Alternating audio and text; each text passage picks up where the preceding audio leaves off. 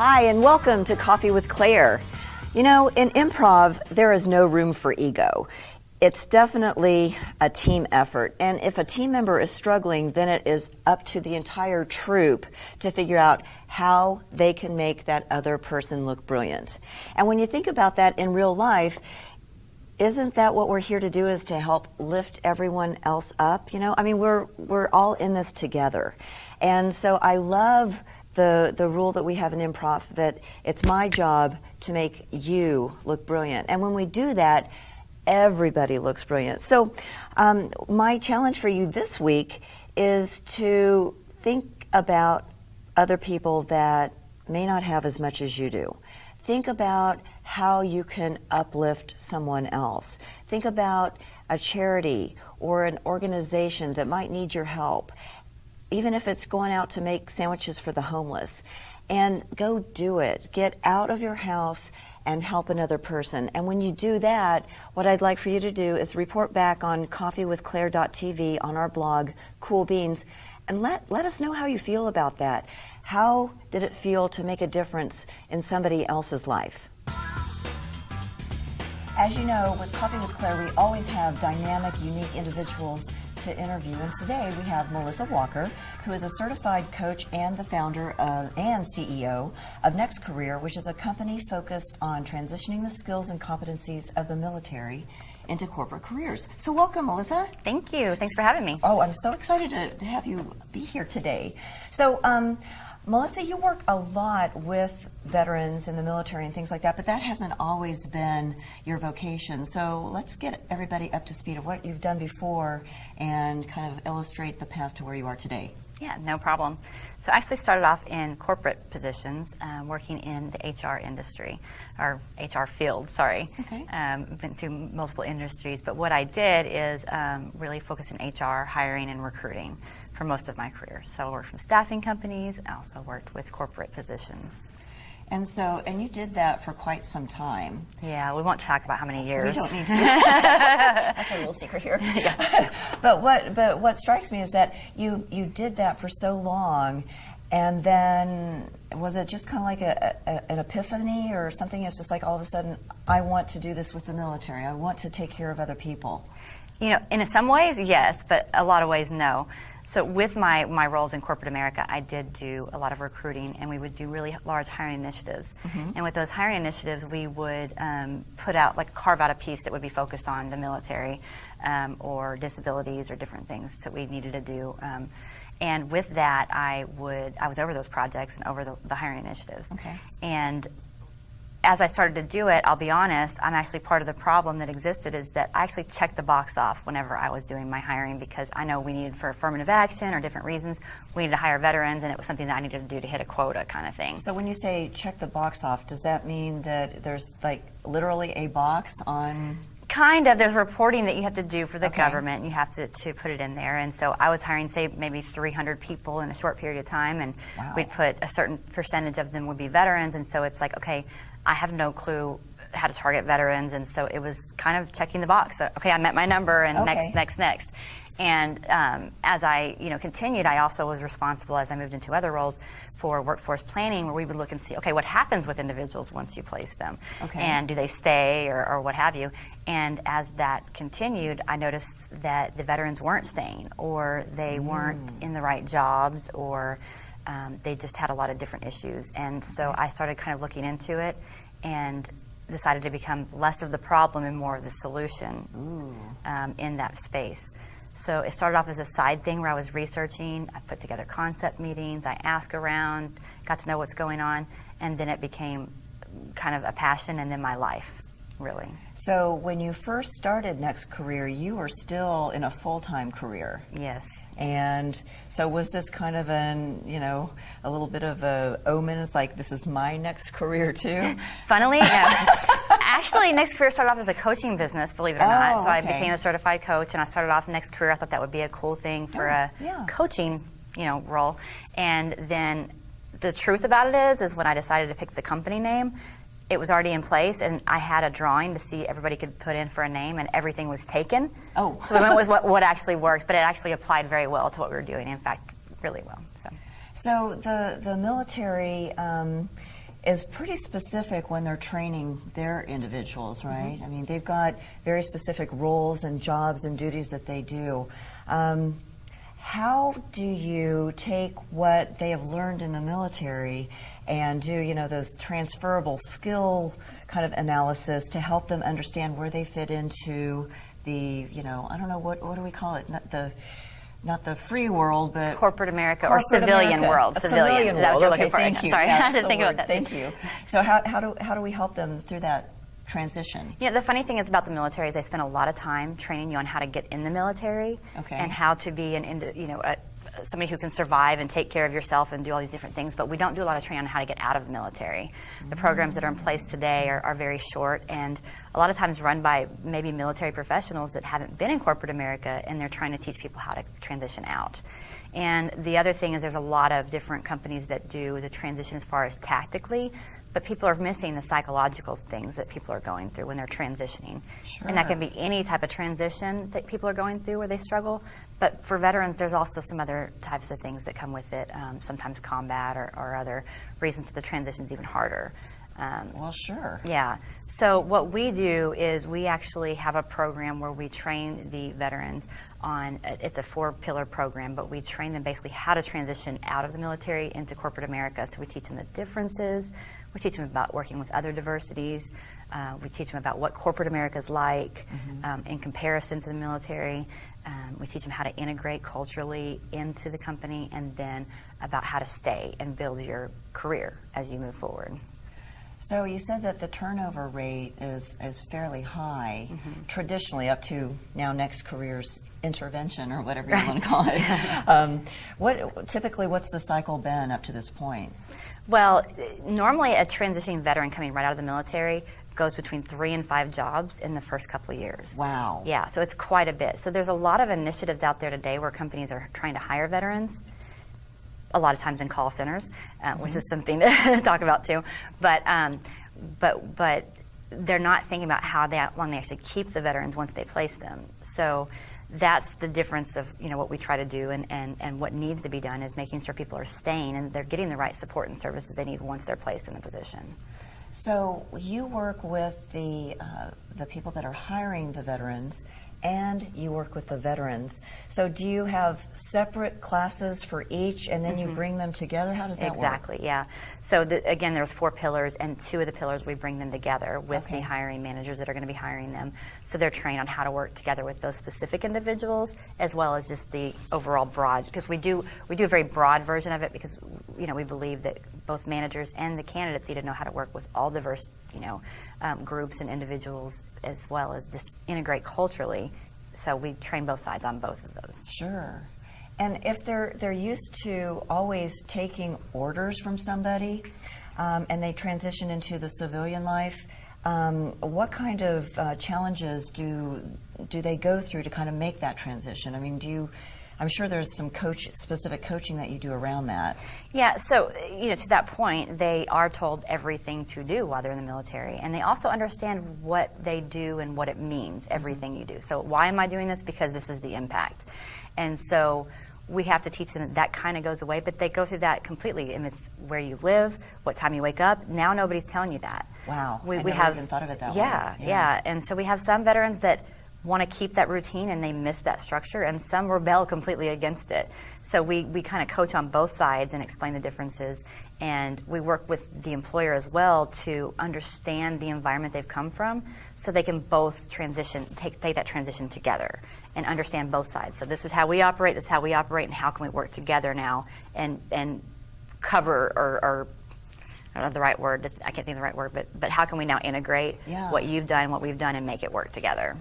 So. And when you're speaking with the hiring managers and things, how open are they to this new approach to the hiring process? Because you come from that background, and you've got a lot of paperwork to do. You got 300 people you got to place in a short amount of time, and now you want to take them and have them focus on this individual. So what kind of feedback do you get? Yeah, we get great feedback. The funny thing is that, I mean, I wish I knew of me whenever I was in corporate America because, and not me, I'm sorry, NEXTCAREER specifically, Well, but I wish I knew of a service like ours because, you know, it answers a lot of not only the goals, so if I'm just going to be the person that's checking off the box and don't understand what I'm doing, then it's great because it answers all those questions for me. But if I do know what I'm doing, it also helps as well because I know that they're getting the right kind of service and they're going to have the longevity once they start the position due to the way our entire program works.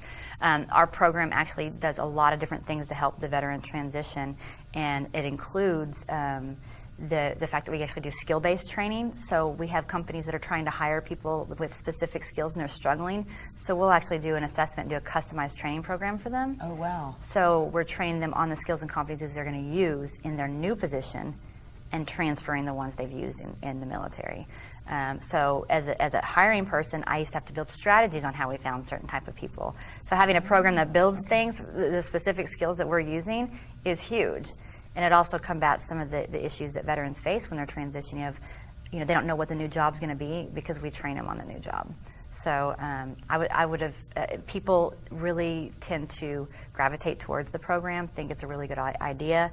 It's a matter if they have the workforce planning in place to actually prepare because it's a transition time before you actually hire the people because we're training them. So do you need somebody yesterday or can you wait a couple weeks so we can get them trained for your environment? Wow, okay, I didn't realize that it actually happened before they started the position. So when you've got so much on your plate, you know, and this isn't the only thing that Melissa does, you know, this is the majority of what she does, but she's also a mom, and she volunteers her time at the Professional Leadership Program up at the University of North Texas. And so, you know, our audience is a lot of business owners and people like you. So share a little bit about how you're able to keep some kind of semblance of balance of being a mom and being a volunteer and working a really huge job. Yeah, so I'd say I work 24/7, but not really. But the thing is I've that gotten emails. Yeah, well, random times, yes. I just happen to wake up and think of a thought, and I have to send out the email. But you know, in reality, you know, when you asked the question earlier about what made me transition out of corporate America into this position, and if it was an epiphany, and the thing is that's why I said it kind of was. Because I woke up one day realizing that I was living my life in a standard version of here's what I'm supposed to do, here's the next step, this is what society wants me to do, and I was moving up the corporate ladder, and then I woke up one day and I'm like, wait a minute, I don't have to do what society wants me to do. I actually own my life and I own my journey. I mean, it's amazing that some people never realize that, and it's amazing when you do realize it because it's the most empowering feeling in the world when you realize that and kind of you rule the life. Yeah, I mean, you can make anything happen, and what you believe will happen if you believe it'll happen. My firm standard of thought, and so I kind of woke up one day and I was like, wow, I can do this and I can do whatever I want because it's my life, I own it. And so a lot of people were saying, don't do this, why would you open up your own company? That's a risk. You're a single mom, you shouldn't do this. And I just went against the grain because A, the passion was there, and B, it just seemed right. Things were coming together way too easily in a weird way. And so, isn't that amazing what the universe brings to you when you... It is. When you pay attention to what the universe says, it brings you a lot of really cool stuff. Yes, and you can do a lot with it. Yes, and, sorry. So with that, everything in my life right now, because I'm living a life that I know I run now, it's a passion for me. My children, I mean, they're things I love. And everything I do, I know the outcome is to make something better, to help people, to help my to be with my family. So everything I do, I care deeply about. And when you live that way and you live with a passion, you find the time to do everything you need to do. Absolutely. So. And what a great role model you are for your children to say, you know what, my mom is doing exactly what she knows in her heart that she's here to do, and she's not afraid. And so you're teaching them to be brave and to be authentic I hope they listen. Hey, kids, listen to your mom. Right. She knows what she's talking about. Somebody else could tell them and they'd listen, but when mom says it, you know. It's so much more fun to cut somebody else's yard than it is your own. Exactly. I'm helping somebody that way. Although I actually like to cut the lawn. That's a weird thing. Well, one of the things I noticed is that you're wearing your ring. Would you tell everybody what this represents? This ring is with a group that we support called 22Kill, and what that group does is they focus on helping veterans with veteran suicide. The number used to be 22 a day, but that's only in, I think there's only 12 states that actually have it, and those numbers aren't even accurate because they don't count if you ran into a tree, that's counted as an accident, not a suicide, or different things, so not everything's actually compiled in those numbers. Okay. So every day there's 22 or more, I think the real number I heard is 30 veterans committing suicide. And that's only in 12 states? I think it's 12. I don't remember exactly how many, but it's not all the states for sure. And so it's an average number. They do an aggregate of it. But either way, that's a lot of people committing suicide from a specific demographic or population. And so with this ring, if a veteran feels the need that they are thinking of suicidal thoughts, they see this ring, they know that we're there for support and that we can help them and get them the support and services they need to help hopefully prevent that suicide. So is there a website where people can join this endeavor? Is there a place where they can get the rings? You know, actually, I think it's 22kill.org, but I'm not 100% sure what the actual website is. Research that and find it. Yeah, but the other great thing is that we've partnered with them very closely because they actually have an entrepreneur program, and then we work on getting people in corporate jobs. And if you look at the research, if you look at what people need to survive in life and to be happy and to be fulfilled, it's relationships, a job or career, friends, housing, food, all the basic needs of Maslow's hierarchy. And with the career or the entrepreneur program they do, we look at that as helping stop the problem, because not only do we provide the resources out there or connect them with the right resources, but we give them that foundation, which is that career, to then meet all their other needs. Because when you're in a career, you have money to live, you have money to eat, you have friends, you have relationships, you have, it really fits into all of those needs when you look at that. And so it's the base foundation that you need to move forward. So that's why they're a major group we support. We love what they do, and we try to help them with that same mission. And so when you say you live your life in purpose, describe to the audience, maybe a time when you didn't live in purpose, That kind of goes back to truly just when I was doing what I thought I should do next. Okay. It's kind of like the person, and I didn't do this, by the way, but you're dating somebody, and the next step, because you've been together as long as to get married, and then you should have kids, but you never really feel that you want to get married or you don't want to have kids. Or maybe your mom and dad want you to get married to somebody, but it's really the person you want to marry. Or you move into a role that you don't want to do, or you get a career because somebody else wants you to. Yeah. And that's not living with a purpose. But when you live with something that is truly, the reason I know it's right what I do is because it just comes together. And times whenever I would normally just stress out or be worried, it just comes together. I never think that it's not going to happen or I'm not on the right path, because it just works the right way. And I think that when people in general have this path that they know to follow, and they ignore it, everything starts blowing up. It's like you just know that you have something different you need to be doing, and as soon as you do that gut check and slow down, you figure it out. Yeah. I mean, when you know what you're doing is a purpose, it's. I can say that everything I do, I know the outcome is to help somebody or to make the world better. I know it sounds kind of goofy, but it's true, and it's empowering to know that, and it's amazing. I mean, to have that feeling and to know that you are changing the lives of other people with everything you do, even if it's a mundane task or you always know why, and it makes you do a lot more when you know why too. You can accomplish a lot more if you believe in what you're doing. And I'm sure that you see the benefits of when you're out there amongst the military or the ex-military, you just can tell the difference when you get it. I got an email just yesterday about a gentleman that we got placed into a role, and the email said that he was a father who had 3 children who was about to be homeless. and all I needed was a career, and I didn't know that whenever we got him hired, and we saved that. So, well, Melissa, thank you so much for being here today. We really appreciate it. Melissa with NEXTCAREER. And next up, we have Follow the Fun, and we have Betsy Bassel, and she's from Navigation Financial Group. We are all so busy. How do you balance fun with your responsibility at work? Well, luckily, we have a lot of fun at work.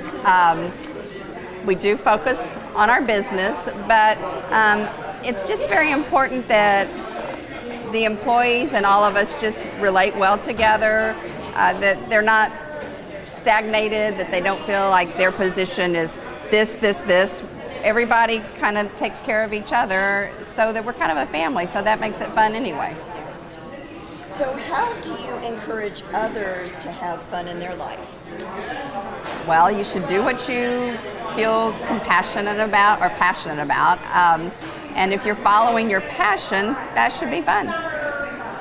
So what advice could you give someone that might be struggling right now as to how to keep it fun? Well, that's tough because sometimes when your business is not succeeding, you take it personally. And when you internalize that, it just becomes a death spiral. So you have to find out a way to get out of that. A lot of that is, your faith in God. Pray about where you're going to be, where you want your business to be. Those things will bring you out of it so that you've kind of got a goal and you can change your focus to rather being on the inside, but the focus on the outside and your goals. So have you found owning your own business is fun? Love it. Years ago, so back in 2009, I was kind of forced to go out on my own, and I was scared to death.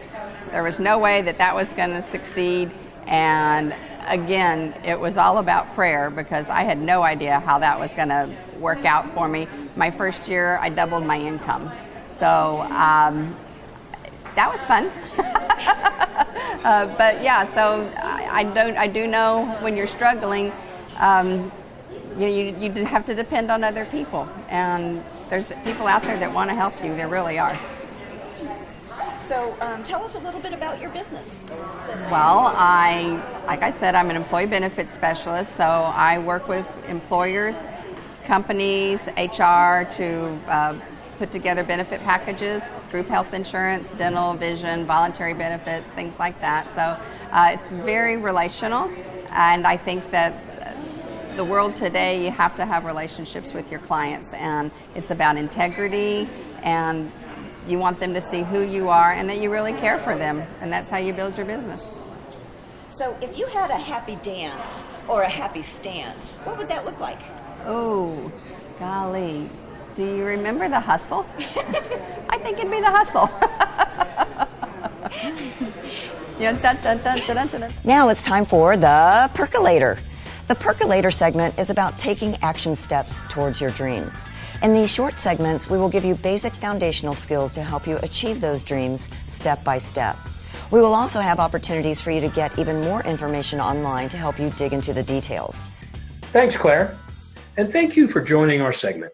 It's great to be back to share the 7 must-have strategies with you as you consider starting your own business. Let's review the 7 quickly. We've covered the first 5, and the last 2 are how to deliver and customer satisfaction. How to deliver. Regardless of what you sell, regardless of is it a product, a service, whatever that is, you have to get it to the customer in order to get paid. So you have to deliver it. A couple options on how to do that. The first thing is, what is it?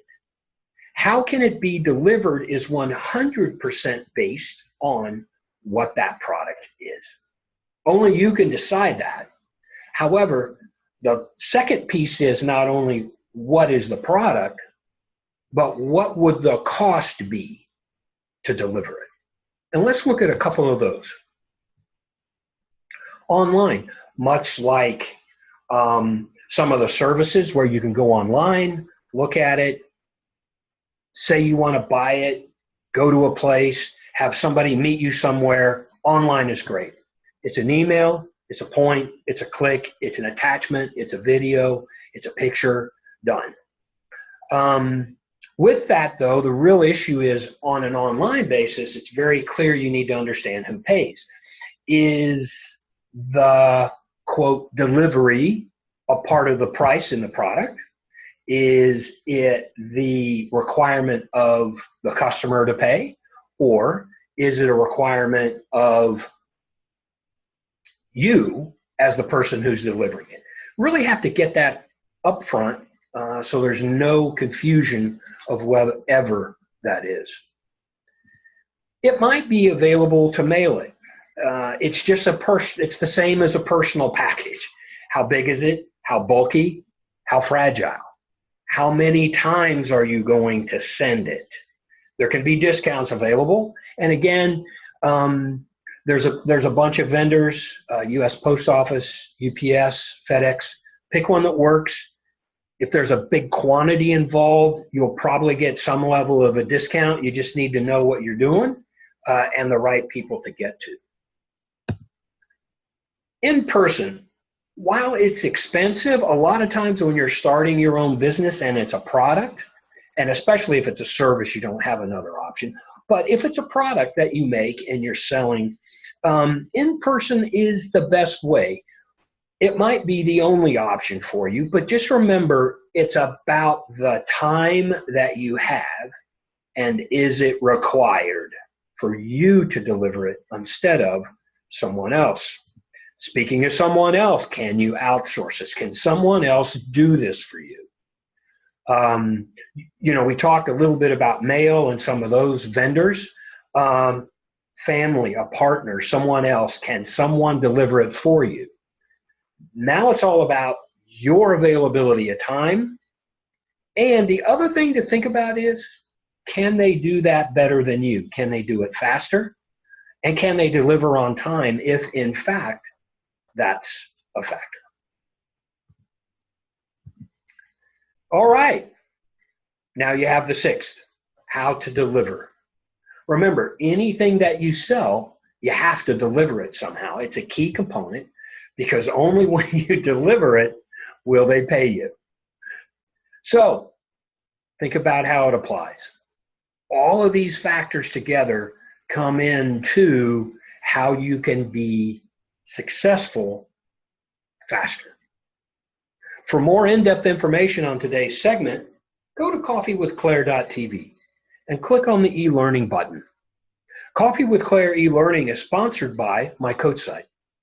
We look forward to helping you learn more about the 7 strategies and today's how to deliver segment. All right, we're almost there. Thank you for your patience.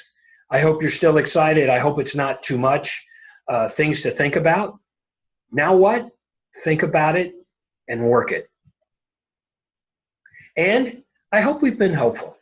Join us for the last session, the 7th strategy. So what's on your mind? Let us know at coffeewithclaire.tv on our blog, Cool Beans. And remember your homework assignment this week.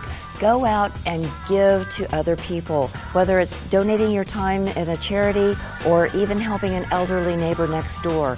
And report back to us. Let us know how you feel about helping that other person. Now remember, follow the fun. See you next time. Bye-bye.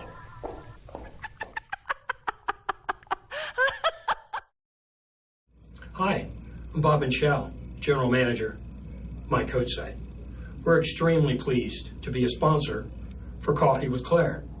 We're especially excited to be able to participate in and contribute in providing e-learning capabilities for Coffee with Claire, the show segments, plus additional opportunities to learn more for e-learning site members. You'll hear more about that directly from Claire. From the My Coach Site team, enjoy the learning, and as always with Claire, have fun.